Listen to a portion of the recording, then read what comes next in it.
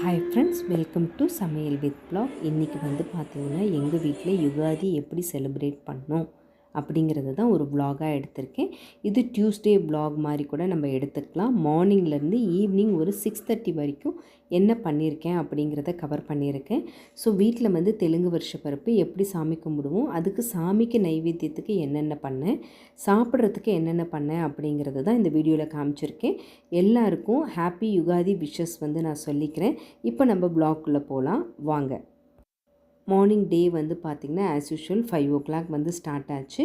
எந்திரிச்ச உடனே என்னென்ன சமைக்கணுமோ அது எல்லாமே எடுத்து ஊற வைக்க வேண்டியது எல்லாமே ஊற வச்சுட்டு கொஞ்சம் வெளிச்சம் வந்ததுக்கப்புறம் கோலம் போட்டுக்கலாம் அப்படின்னு சொல்லிட்டு இன்றைக்கி வந்து வருஷப்பிறப்பு அப்படிங்கிறனால ரொம்ப ஸ்பெஷலான கோலம் தான் போடுறேன். எங்களோட டைல்ஸ் வந்து இந்த மாதிரி ஒயிட் கலரில் இருக்கும். ஸோ வெறும் மாவு கோலத்தில் போட்டால் அது வந்து எடுப்பாக தெரியாது அப்படின்னு அரிசி மாவில் கொஞ்சமாக மஞ்சத்தூள் ஆட் பண்ணி இந்த மாதிரி போட்டிருக்கேன். காஞ்ச உடனே கோலம் பார்க்குறதுக்கு அவ்வளோ சூப்பராக இருந்தது.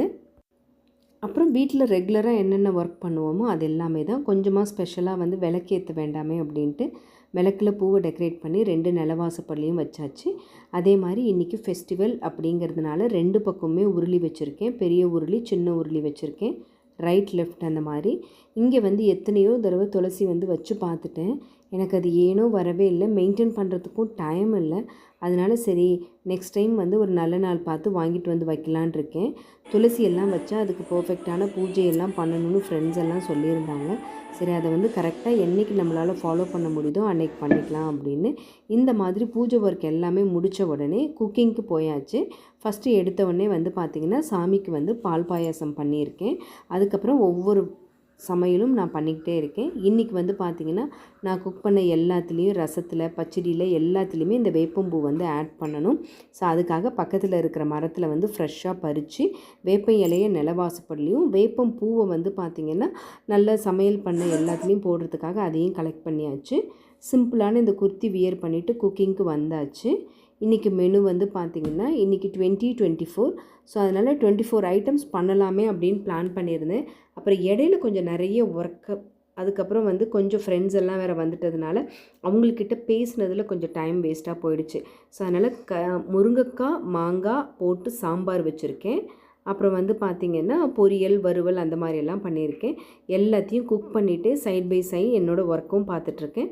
சடனாக வெத்தலைப்பாக்கு வாழைப்பழம் ரெகுலராக கொண்டு வர்ற பாட்டி வரல.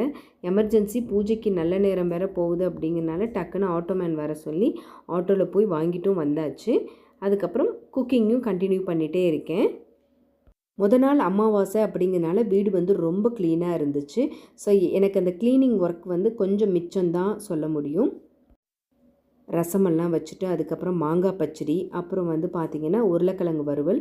சாமிக்கு நைவேத்தியம் பண்ணுறதுக்கு தனியான குக்கிங். அது என்ன அப்படின்னு பார்த்திங்கன்னா பச்சரிசி வந்து காமனாக குக்கர்லேயே வச்சுட்டேன். அதில் பாதி வந்து சக்கரை பொங்கலுக்கும் பாதி தயிர் சாதத்துக்கும் நான் இப்போ எடுத்துகிட்ருக்கேன்.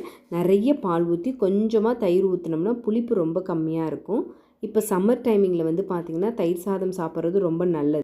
அதுக்கப்புறம் சக்கரை பொங்கல் இன்ஸ்டண்ட்டாகவே பண்ணியிருக்கேன். வெள்ளை பாகு எடுத்து வடிகட்டிட்டு அந்த குலைவான சாதத்தில் போட்டு மிக்ஸ் பண்ணிட்டா சக்கரை பொங்கல் தயாராகிடும். மேலே வந்து பார்த்திங்கன்னா முந்திரி திராட்சையை வறுத்து போட்டுக்கலாம். நான் நிறைய முந்திரி திராட்சை வந்து பல்காக வறுத்து வச்சுருந்தேன்.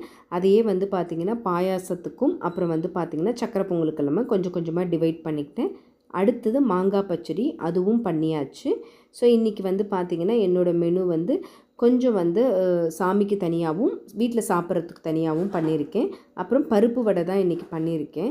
அப்புறம் ஓரளவுக்கு எல்லாத்தையுமே டேபிளில் ஆர்கனைஸ் பண்ணிவிட்டு என்னென்ன சமைச்சிருக்கேன் அப்படின்னு காமிக்கிறதுக்காக வீடியோக்காக ஷூட் எடுத்துகிட்ருக்கேன். இன்றைக்கி சமைச்சதில் ரசம், சாம்பார், தயிர் சாதம், மாங்காய் பச்சடி இது எல்லாத்துலேயுமே வேப்பம்பூ வந்து சமைச்சு முடிச்சுட்டு ஆட் பண்ணுறேன். கண்டிப்பாக வந்து ரொம்ப ரொம்ப உடம்புக்கு நல்லது.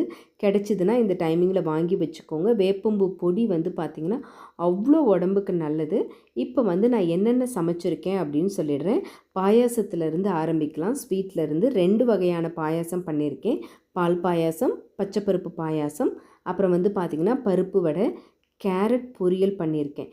சாமிக்கு நைவேத்தியம் பண்ணுறதுக்காக தயிர் சாதம், மாங்காய் சாதம், அப்புறம் வந்து பார்த்திங்கன்னா ஸ்வீட் பொங்கல் வந்து பண்ணியிருக்கேன். ரசம், 2 வறுவல், உருளைக்கிழங்கு, வெங்காயம், தக்காளி, சோம்புத்தூள் போட்டு உருளைக்கிழங்கு வறுத்துட்டு, அதே மாதிரி வந்து பார்த்திங்கன்னா வெறும் காரம் மட்டும் போட்டு வாழைக்காயும் ஃப்ரை பண்ணியிருக்கேன். சில்லுன்னு குடிக்கிறதுக்கு பாதாம் கீர் பண்ணியிருக்கேன். அப்புறம் பட்டர் மில்க், கர்டு இது எல்லாமே வச்சுருக்கேன். கண்டிப்பாக இன்றைக்கி வந்து ஒப்பட்டு இல்லாமல் யுகாதி கிடையவே கிடையாது. ஸோ அதனால் ஒப்பட்டு வந்து ஷாப்லேருந்து பர்ச்சேஸ் பண்ணி அதையும் வந்து சாமிக்கு வச்சாச்சு. மாங்காய் சீசன் அப்படிங்கிறனால உப்பு மாங்காவும் பண்ணியிருந்தேன். ஸோ இது எல்லாத்தையுமே இந்த மாதிரி இலையில பரிமாறி என்றைக்காவது ஃபெஸ்டிவல் டைமிங்கில் சாப்பிடும்போது அவ்வளோ சூப்பராக இருக்கும். உங்களால் எப்பப்பெல்லாம் இலையில சாப்பிட முடியுதோ அப்பப்பெல்லாம் கண்டிப்பாக இலையில சாப்பிடுங்க. இந்த மாதிரி நல்லா சாப்பிட்டுட்டு திருப்பி எகெயின் வந்த வெசல்ஸ் எல்லாத்தையும் விளக்கிட்டு க்ளீன் பண்ணிவிட்டு ஈவினிங் வந்து கோவிலுக்கு கிளம்பியாச்சு. செவ்வாய்க்கிழமை கூட்டம் அதிகமாகிடும் அப்படிங்கிறனால ஏர்லியராகவே கிளம்பியாச்சு. இன்றைக்கி நான் வியர் பண்ணியிருக்கிற இந்த சாரீ தான் என்னோடய யுகாதி சாரீ. எப்படி இருக்குது அப்படின்னு சொல்லுங்கள். எல்லாருக்குமே ஹாப்பியாக வெல்த்தியாக இருக்கணும் இந்த இயர் அப்படின்னு சொல்லிவிட்டு இந்த vlog-ஐ முடிச்சுக்கிறேன். vlog பிடிச்சிருந்தா லைக் பண்ணுங்கள். இதே மாதிரி இன்னொரு vlog-ல பார்க்கலாம். தேங்க்ஸ் ஃபார் வாட்சிங். See you again.